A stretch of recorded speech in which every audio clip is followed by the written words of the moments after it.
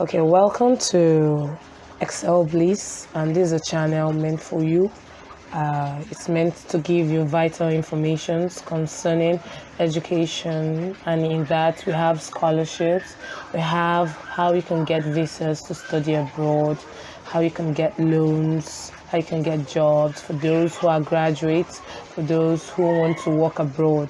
So this channel is meant for you.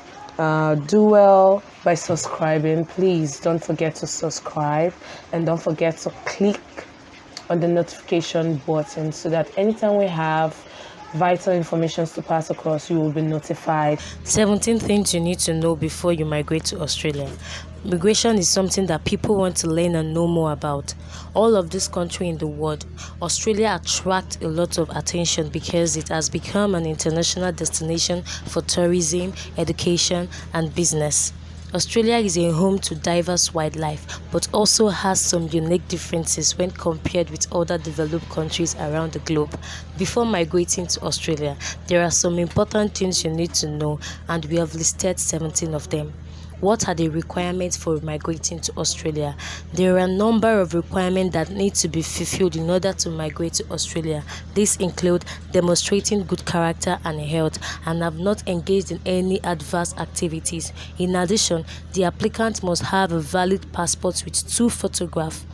The visa needs to be paid for in advance, which is usually 275 AUD. The application requires pages of the applicant travel documentation together with their passport and completed application visa form. What are the different visa options for migrating to Australia? Australia has a variety of visas for those wishing to move there. The most straightforward and easy visa to get is a work visa. If you are a skilled professional or expert, have extensive professional experience, or are moving over to invest in new business which will help grow the Australian economy, this is your best option for migrating to Australia. However, some visas require an Australian citizen or permanent resident to sponsor you, while others are available directly through the Department of Immigration and Border Protection. Migrate to Australia using different visa options. 1. The work visa. This is the simplest and easiest way to migrate if you already have a job offer from an Australian employer. 2. The family reunion visa. This allows people who have a relative living in Australia as an Australian citizen or permanent resident to sponsor them for residency. 3. The student visa. Student visas allow people who want to study in Australia as an approved educational institution full-time access to the country. Partners or spouse visa. A partner or spouse visa lets couples who are married or in de facto relationship live together in Australia. 17 things you need to know before moving to Australia. 1. Australia is expensive. Australia is a beautiful country with great quality of life, but can be expensive. The cost of living in Australia is very high, especially in the major cities. Be prepared to pay more of groceries, transportation, and utilities that you would in other countries. If you need emergency care while in Australia, be aware that the expense can be significant. Ambulance fee alone can range from $100 to $200 AUD, depending on the city, and if you require hospitalization, costs can quickly add up. Some countries have reciprocal agreements with Australia that provide emergency care for Australia citizens without charge. So before traveling to Australia, make sure you are familiar with the health care management between your home country and Australia. 2. Be prepared to pay tax in Australia on your income. Australian residents pay 15% tax until they earn $37,000. The average refund for Australian resident taxpayer is $2,600. After that, the rate of taxation increases gradually as income rises. A working holiday visa allows you to move back and forth from Australia and still be taxed as a resident of that country, which can be helpful if you have some big debt or financial commitment in the home country. The ATO taxes obligation for Australians. Tax rates vary depending on income, with higher earners paying a greater percentage of their earnings to the government. To be considered an Australian resident for tax purposes, you need to have been in Australia for at least 6 months and prove that you have been there for more than as well. If you work while living abroad, it is required that you report your earnings to the IRS. Note, this may depend on where the taxpayer lives. Keep in mind though, moving internationally doesn't free a global citizen of having filed taxes back home. A US citizen will still have to report their worldwide income even if they reside in Australia for 1040 Schedules A Line 7 foreign earned income exclusions. Every US citizen and green card holder is still required to file a US tax return. Even if they reside in Australia, the deadline for filing your US tax return is April 18th of the following year, and you can request a 2-month extension if you needed.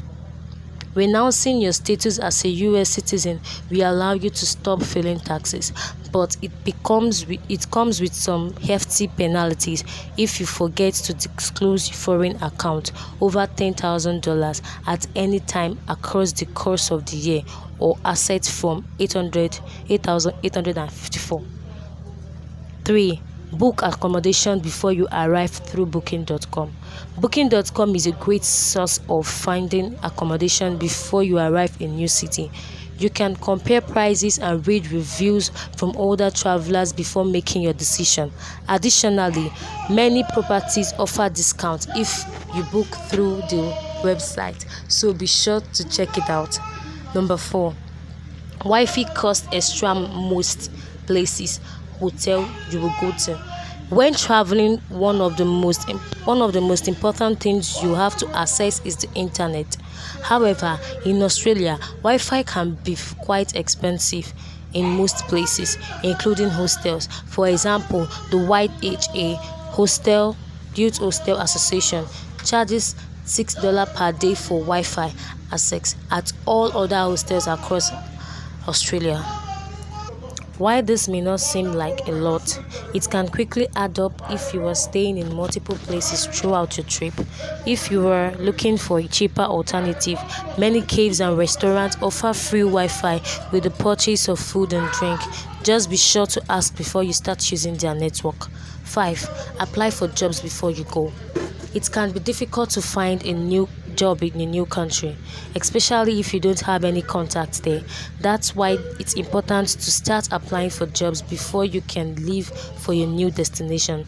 This will give you your time to fix your resume, write cover letters, and network with people in the country.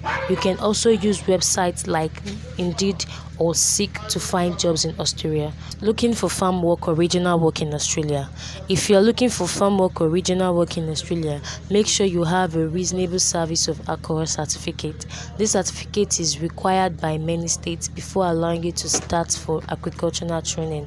You can check with your state on what they require in order for you to get a day course of online certificate. 7. Renting your own house or apartment isn't as easy as it might be in your home country.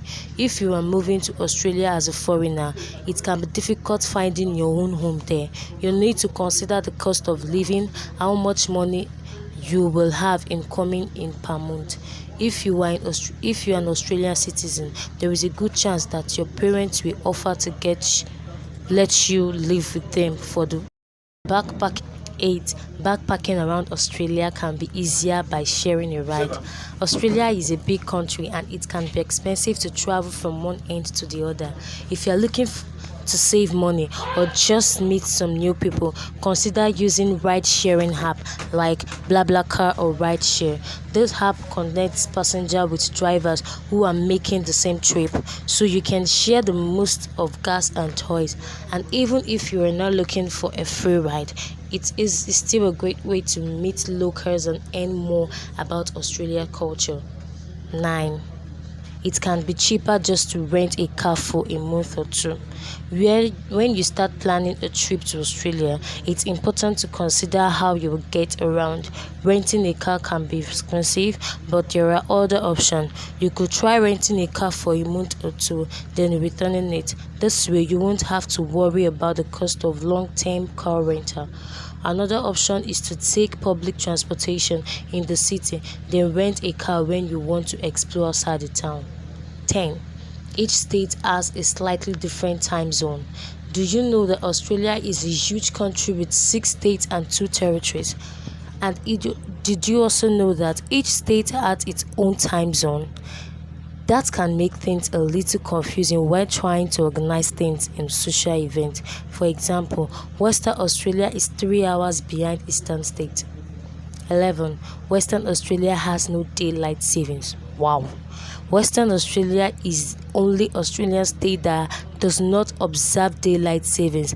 This means that during the summer, when the rest of the country is observing daylight savings, Western Australia remains the standard time.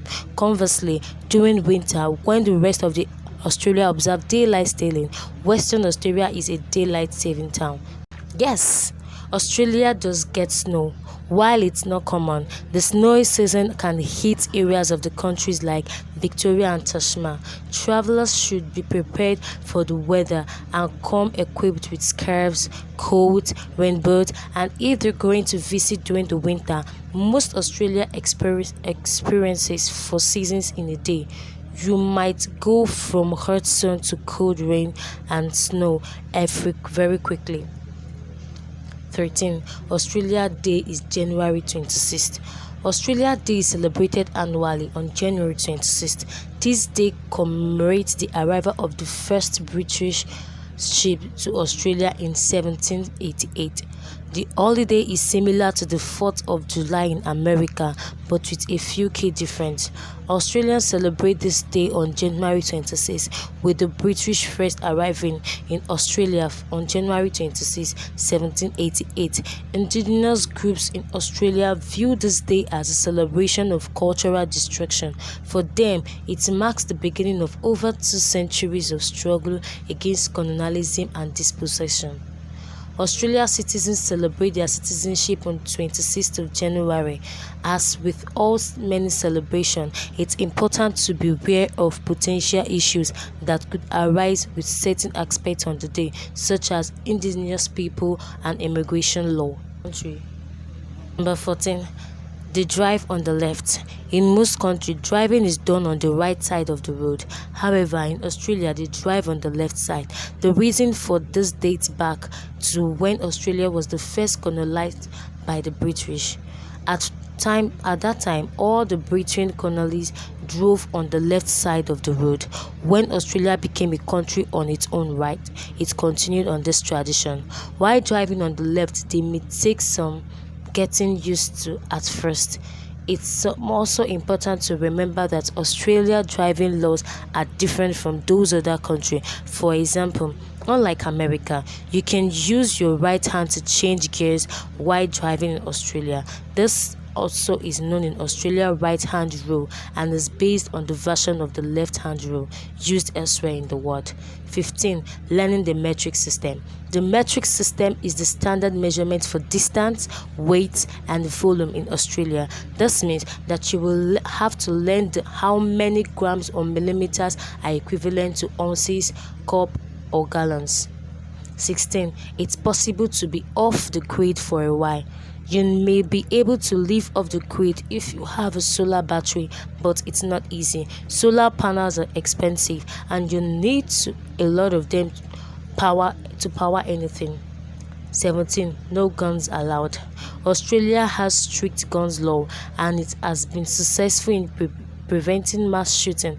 This is why you won't be able to find any guns in store or in streets. However, small-scale crime gun occurs in Australia.